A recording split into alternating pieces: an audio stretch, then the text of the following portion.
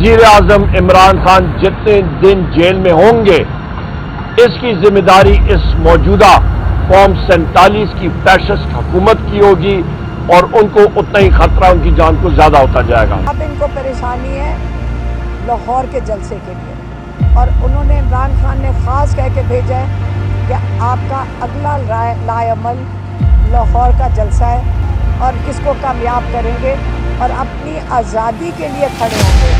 काजी फाइज़ ईसा को एक एक्सटेंशन देने के लिए जो समझानी का जलसा हुआ है, उसके बाद ये इसलिए परेशान है क्योंकि बावजूद इसके कि हज़ारों कंटेनर लगाए गए थे, इरादा कर लिया है कि इमरान खान को जेल में ही ख़त्म करेंगे।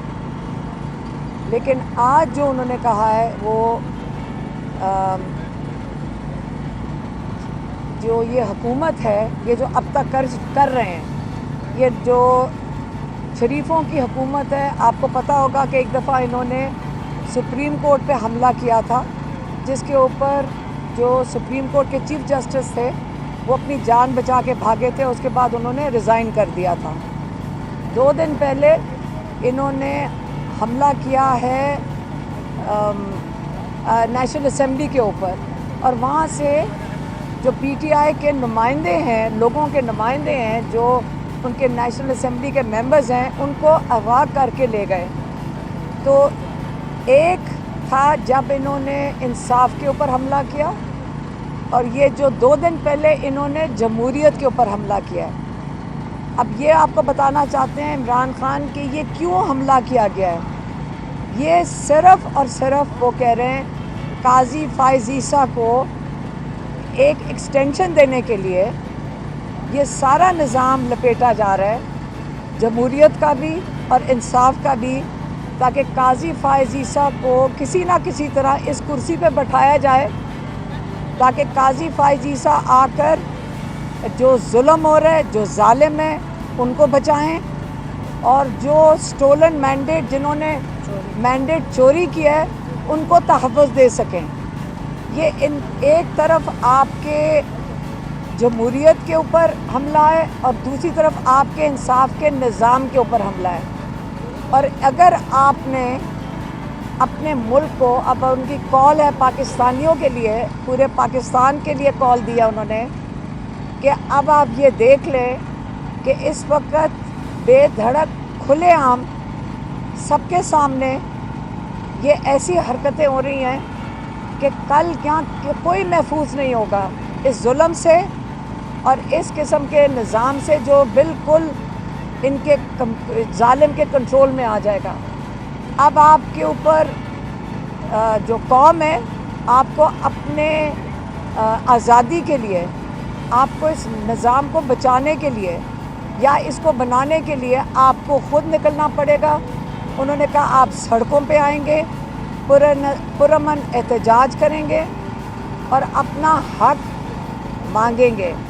और ये जो इसकी जो संजानी का जलसा हुआ है, उसके बाद ये इसलिए परेशान है क्योंकि बावजूद इसके कि हज़ारों कंटेनर लगाए गए थे, बावजूद इसके कि इन्होंने हर हरबा इस्तेमाल किया।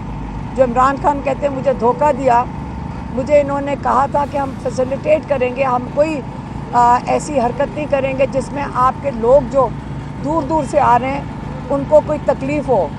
उल्टा इन्होंने लोगों पे टियर गैस किया है। इन्होंने वहाँ पे हर किस्म के कोई 2000 कंटेनर लगा के खड़े कर दिया, हर सड़क बंद कर दी।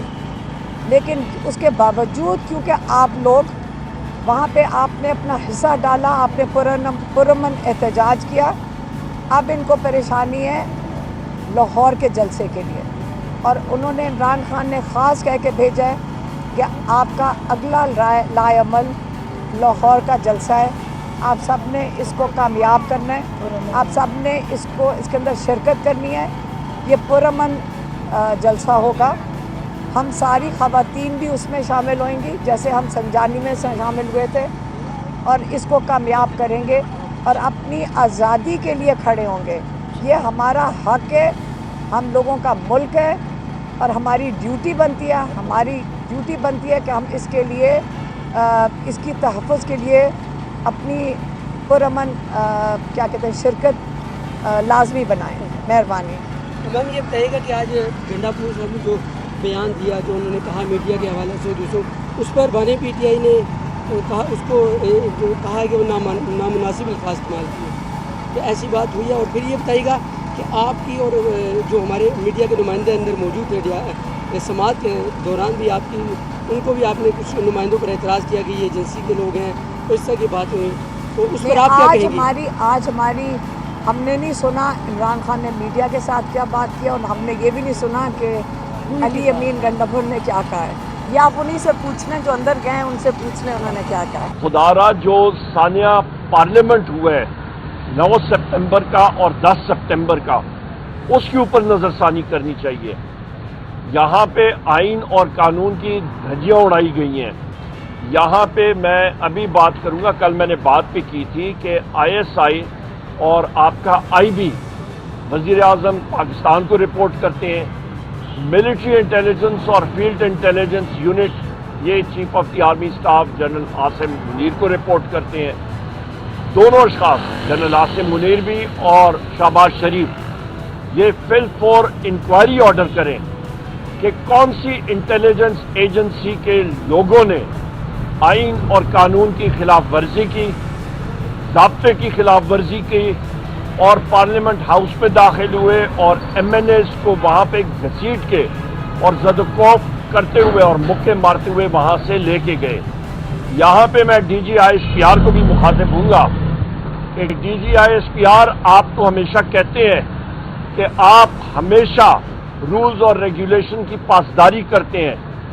یہ آپ فل فور انکوائری کرائیں اور اس کے بعد وہ انکوائری جو ہے وہ سامنے آنی چاہیے، اور جو لوگ اور افسران اور آپ کے ڈائریکٹر جنرل صاحبان کسی بھی انٹیلیجنس ایجنسی کے ہوں، چاہے وہ آئی ایس آئی ہو، M I O, I B O, F I O, special branch ہو، وہ اس میں اب ملوث پائے گئے کیونکہ وہ نقاب پوش ہوتے ہیں، ان کو کیپر کردار تک پہنچایا جائے اور سخت سے سخت سزا دی جائے. آخر میں بات کروں گا کہ ہمارے جناب بلوچ صاحب کو، ان کو اس وقت قید میں رکھا گیا ہے، ایم این اے صاحب کو، ان کی فیملی کو پہلے زد و کوب کیا گیا، ان کو اغوا کیا گیا، اور ابھی بلوچ صاحب جو ہیں وہ اس وقت بھی زیر حراست ہیں. ان کو فل فور رہا کیا جائے اور پاکستان میں آئین اور قانون کی بالادستی ہونی چاہیے.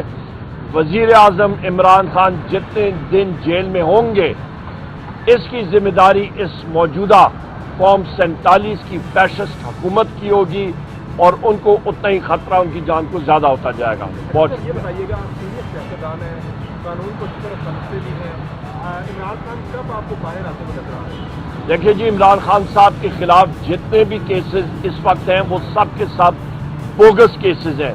ان کو گزشتہ کل یا پرسوں رہا ہو جانا چاہیے تھا.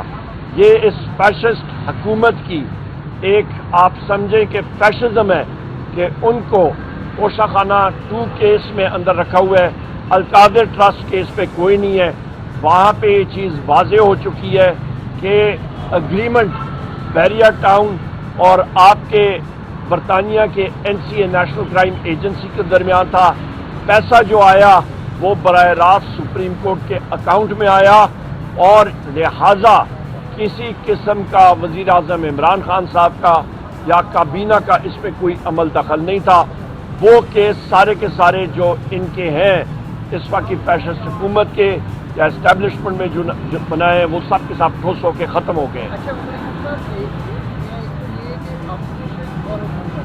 جو کلچر چل پڑا ہے گالی گلوچ سے بڑھ کے آگے جو دشمنیوں کی طرف جو آپس میں دشمنی کی طرف جا رہا ہے، اختلاف کی بجائے ہم دشمنیوں کی طرف جا رہے ہیں، یہ کون اس میں اہم کردار ہے؟ کن لوگوں نے یہ سیاست میں لے کے آئے اس پر بتائیے. اور دوسرا جو آئی پی پی معاہدے ہیں اس وقت ان کی بڑی بات ہے، وہ تمام تر پٹورا آپ کے اوپر ڈالا جا رہا ہے، تو آپ نے معاہدے کیے.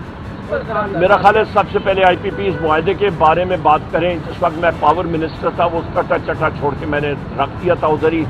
اور سب سے پہلی بات یہ ہے کہ آپ یہ دیکھیں آئی پی پی معاہدے مسلم لیگ نون کے دوران ہوئے تھے اور پیپلز پارٹی کے دوران ہوئے تھے.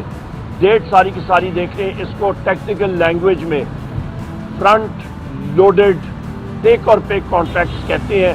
کہ یعنی کہ آپ بجلی بنائیں یا نہ کوئی خریدے یا نہ خریدے تو آپ کو پیمنٹ ہوگی، نمبر 1.